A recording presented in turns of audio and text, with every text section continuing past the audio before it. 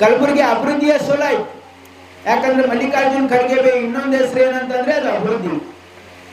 ಮಲ್ಲಿಕಾರ್ಜುನ್ ಖರ್ಗೆ ಸಾಹೇಬ್ರಿಗೆ mister development ಅಂತ ಎಲ್ಲ ಇಡೀ ಕರ್ನಾಟಕ ರಾಜ್ಯ ಗುರುತಿಸ್ತಾ ಇದೆ. ಯಾಕಂದ್ರೆ ಅವರು ಅನೇಕ ಖಾತೆಗಳ ಸಚಿವರಾಗಿ, ಕೇಂದ್ರದಲ್ಲಿ ಮಂತ್ರಿಯಾಗಿ ಮಲ್ಲಿಕಾರ್ಜುನ್ ಖರ್ಗೆ ಸಾಹೇಬರು ಯಾವತ್ತೂ ಕೂಡ ಅಭಿವೃದ್ಧಿ, ಬಡವರ ಬಗ್ಗೆ ಕಾಳಜಿಯಿಂದ ಕೆಲಸ ಮಾಡಿರ್ತಕ್ಕಂಥ ಒಬ್ಬ ನಿಷ್ಕಳಂಕ ರಾಜಕಾರಣಿ. ಅಂತ ಒಬ್ಬ ನಮ್ಮ ಭಾಗಕ್ಕೆ ಎಂದೂ ಯಾರು ಮರೆಯಕ್ಕಾಗದೇ ಇರ್ತಕ್ಕಂಥ ಆರ್ಟಿಕಲ್ 371J ಕೊಟ್ಟಿರ್ತಕ್ಕಂಥ ಒಬ್ಬ ಮಹಾನ್ ನಾಯಕನಿಗೆ ಸೋಲಾಯಿತು. ಅದು ಕಲಬುರಗಿಯ ಸೋಲಾಯಿತು, ಕಲ್ಯಾಣ ಕರ್ನಾಟಕದ ಸೋಲಾಯಿತು. ಅದಾದ್ಮೇಲೆ ಆರಿಸಿ ಬಂದಿರತಕ್ಕಂಥ ಲೋಕಸಭಾ ಸದಸ್ಯರಾಗಿರ್ತಕ್ಕಂಥ ಉಮೇಶ್ ಜಾಧವ್ ಏನ್ ಮಾಡಿದ್ರು? 5 ವರ್ಷ ನೀವು ಅವ್ರ ಲೆಕ್ಕ ಕೊಡ್ಬೇಕು. 5 ವರ್ಷ ಏನ್ ಕೆಲಸ ಮಾಡಿದ್ದಾರೆ? ಒಂದು ನಯಾ ಪೈಸಾ ಕೆಲಸ ಕಲಬುರಗಿ ಲೋಕಸಭಾ ಮತಕ್ಷೇತ್ರದಲ್ಲಿ ಆಗಲಿಲ್ಲ. ಉಲ್ಟಾ ಮಲ್ಲಿಕಾರ್ಜುನ್ ಖರ್ಗೆ ಸಾಹೇಬರು ಸ್ಯಾಂಕ್ಷನ್ ಮಾಡಿಸಿರ್ತಕ್ಕಂಥ ಅನೇಕ ಪ್ರಾಜೆಕ್ಟ್ಗಳು ಹಿಂದೋದ್ರು. ಅದು ರೈಲ್ವೆ ಡಿವಿಷನ್ ಆಗಿರ್ಬೋದು,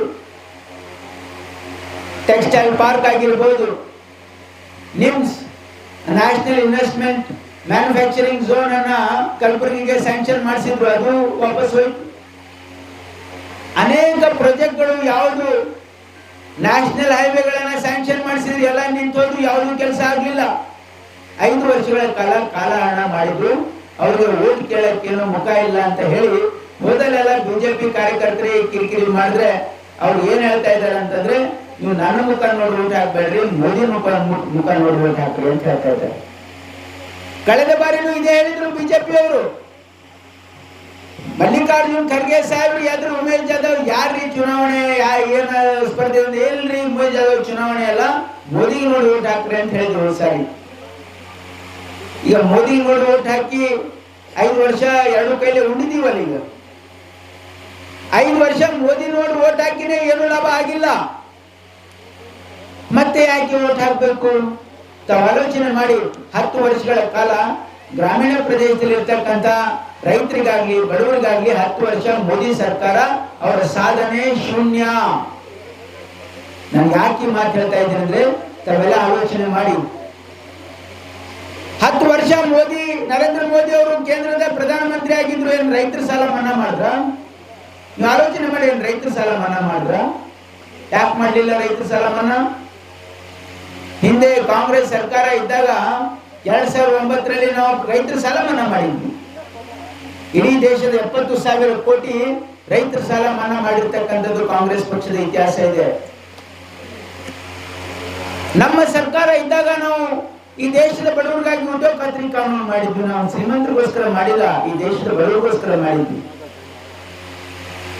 ನಮ್ಮ ಕೇಂದ್ರದಲ್ಲಿ ನಮ್ಮ ಸರ್ಕಾರ ಇದ್ದಾಗ ನಾವು ಆಹಾರ ಭದ್ರತೆ ಕಾನೂನು, ಇಡೀ ದೇಶದಲ್ಲಿ ಯಾರು BPL ಕಾರ್ಡ್ ಇದ್ದಾರೆ ಅವರಿಗೆ ಉಚಿತವಾಗಿ 3 ರೂಪಾಯಿ ಕೆಜಿ ಅಕ್ಕಿ ಕೊಡಬೇಕು ಅಂತ ಹೇಳಿ ನಾವು ಕಾನೂನನ್ನ ಮಾಡಿದ್ವಿ ದೇಶದ ಬಡವರಿಗೋಸ್ಕರ. ನಾವು ಕಡ್ಡಾಯ ಶಿಕ್ಷಣ ಕಾನೂನು ಮಾಡಿದ್ವಿ. ಕಡ್ಡಾಯ ಶಿಕ್ಷಣ ಕಾನೂನು ಮಾಡಿರ್ತಕ್ಕಂಥ ಉದ್ದೇಶ ಅಂದ್ರೆ ಈ ದೇಶದಲ್ಲಿ ಎಲ್ಲಾ ಬಡವರ ಮಕ್ಕಳು ಕೂಡ ಓದಿ ವಿದ್ಯಾವಂತರಾಗಬೇಕು ಅಂತ ಹೇಳಿ. ಇವೆಲ್ಲ ಯಾರಿಗೋಸ್ಕರ ಮಾಡಿದ್ವಿ? ನಾವು ಬಡವರಿಗೋಸ್ಕರ ಮಾಡಿದ್ವಿ, ರೈತರಿಗೋಸ್ಕರ ಮಾಡಿದ್ದು. ಕಾಂಗ್ರೆಸ್ ಪಕ್ಷದ ಇತಿಹಾಸ ಇದೆ. ಕಾಂಗ್ರೆಸ್ ಪಕ್ಷ, ಕಾಂಗ್ರೆಸ್ ಸರ್ಕಾರ ಮಾಡಿರ್ತಕ್ಕಂಥ ಸಾಧನೆ. 10 ವರ್ಷ ನರೇಂದ್ರ ಮೋದಿ ಸರ್ಕಾರ ಇತ್ತು. ಏನ್ ಲಾಭ ಆಯ್ತಪ್ಪ? ನಮ್ಮ ರೈತರಿಗೆ 1 ನಯಾ ಪೈಸಾ ಲಾಭ ಆಗ್ಲಿಲ್ಲ.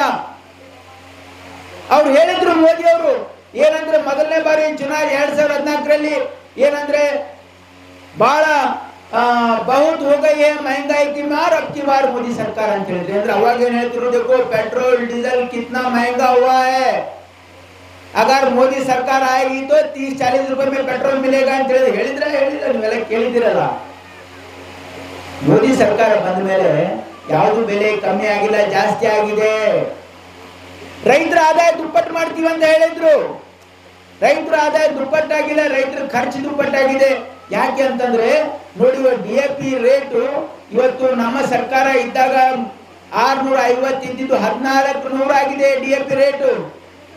ನೀವೆಲ್ಲ ರೈತರು ಇದ್ದೀರಲ್ಲ, ನಿಮಗೆ ಗೊತ್ತಿದೆ. ಗ್ಯಾಸ್ ಸಿಲಿಂಡರ್ ರೇಟು ಎಷ್ಟಿತ್ತು? 350 ರೂಪಾಯಿ ಇರ್ತಕ್ಕಂಥ ಗ್ಯಾಸ್ ಸಿಲಿಂಡರ್ ರೇಟು ಇವತ್ತು 1100 ರೂಪಾಯಿ ಆಗಿದೆ. ಇವತ್ತು ತುಂಬಾ ಎಣ್ಣೆ ಹಿಡ್ಕೊಂಡು ಪೆಟ್ರೋಲ್ ಡೀಸೆಲ್ ಎಲ್ಲದಕ್ಕೆ ರೇಟ್ ಜಾಸ್ತಿ ಹಾಕಾಗಿದೆ ಅಂದ್ರೆ ಜಾಸ್ತಿ ಟ್ಯಾಕ್ಸ್ ಹಾಕ್ತಾ ಇದ್ದಾರೆ, GST ಹಾಕ್ತಾ ಇದ್ದಾರೆ. ಇವರು ಟ್ಯಾಕ್ಸ್ ಜಾಸ್ತಿ ಹಾಕ್ತಾ ಇರೋದ್ರಿಂದ ಇವತ್ತು ಬೆಲೆ ಏರಿಕೆ ಆಗಿದೆ. ಮೋದಿ ಸರ್ಕಾರ ಬಂದ ಮೇಲಿಂದ ಯಾವುದೇ ರೀತಿಯ ಬಡವರಿಗೆ ಅನುಕೂಲ ಆಗ್ತಾ ಇಲ್ಲ. ನಾನು ಯಾಕೆ ಮಾತಾಡ್ತಾ ಇದ್ದೀನಿ ಅಂತಂದ್ರೆ, ಮೋದಿ ಸರ್ಕಾರ ಬಂದ ಮೇಲೆ ಬಡವರಿಗೆ ಏನೂ ಅನುಕೂಲ ಆಗಿಲ್ಲ. ಇವರು ಬಡವರಿಗೋಸ್ಕರ ಏನ್ ಮಾಡಿದ್ದಾರೆ? ಏನು ಮಾಡಿಲ್ಲ ಇವರು. ನೋಡಿ ಇವತ್ತು ಇವ್ರು ಏನ್ ಮಾಡಿದ್ದಾರೆ ಅಂತಂದ್ರೆ, ಕಾರ್ಪೊರೇಟ್ ಟ್ಯಾಕ್ಸ್ 40% ಇತ್ತು, ಅದನ್ನ 30% ಮಾಡಿದ್ರು.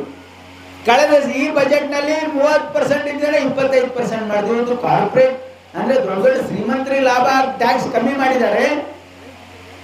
ಇವತ್ತು ನಾವು ಬಳಕೆ ಮಾಡ್ತಕ್ಕಂಥ ರೈತರು, ಸಾಮಾನ್ಯ ಜನ ಬಳಕೆ ಮಾಡ್ತಕ್ಕಂಥ ಆಹಾರ ಪದಾರ್ಥದ ಮೇಲೆ 12-18% ಟ್ಯಾಕ್ಸ್ ಇದೆ. ಶ್ರೀಮಂತರು ಉಪಯೋಗ ಮಾಡ್ತಕ್ಕಂಥ ಏನು ದೊಡ್ಡ ವಸ್ತುಗಳ ಮೇಲೆ ಟ್ಯಾಕ್ಸ್ ಕಮ್ಮಿ ಆಗಿದೆ. ಇವತ್ತು ಡೈಮಂಡ್ಸ್ 1.5% GST ಟ್ಯಾಕ್ಸ್. ಶ್ರೀಮಂತರು ಉಪಯೋಗ ಮಾಡ್ತಕ್ಕಂಥ ಇದ್ರ ಮೇಲೆ ಟ್ಯಾಕ್ಸ್ ಕಮ್ಮಿ ಮಾಡಿದ್ದಾರೆ, ಬಡವರು ಉಪಯೋಗ ಮಾಡ್ತಕ್ಕಂಥ ಪದಾರ್ಥನ ಟ್ಯಾಕ್ಸ್ ಜಾಸ್ತಿ ಮಾಡಿದ್ದಾರೆ. ಅದಕ್ಕೆ ದೇಶದಲ್ಲಿ ಬೆಲೆ ಏರಿಕೆ ಆಗಿದೆ. ಇಲ್ಲ ಹೆಚ್ಚಿಗೆ ನಮ್ಮೇಲೆ ಏನಪ್ಪ ಅಂದ್ರೆ, ನೀವು ನಮ್ಮನ್ನು ಎಲೆಕ್ಟ್ ಮಾಡಿದ್ರೆ ನಮ್ಮ ಗುಲ್ಬರ್ಗ ಮತಕ್ಷೇತ್ರ ಮತ್ತು ಸೆಳಂ ಕ್ಷೇತ್ರದ ಅಭಿವೃದ್ಧಿ ಆಗುತ್ತೆ, ನಾವು ಡಾಕ್ಟರ್ ಸೇರ್ಕೊಂಡು ಅಭಿವೃದ್ಧಿ ಮಾಡ್ತೀವಿ ಅಂತೇಳಿ ಒಂದು ಮಾತು ಕೊಡ್ತೀನಿ. ನೀವೆಲ್ಲ ನಮಗೆ ಪ್ರಜೆ ಮುಂದೆ ಗೆಲ್ಲಿಸಿದರೆ ನೀವು ಒಂದು ಅವಕಾಶ, ಆಶೀರ್ವಾದ ಮೇಲೆ ಅವಕಾಶ ಕೊಟ್ಟರೆ ನಾವು MP ಕೆಲಸ ಮಾಡ್ತೀವಿ ಅಂತ ಹೇಳಿ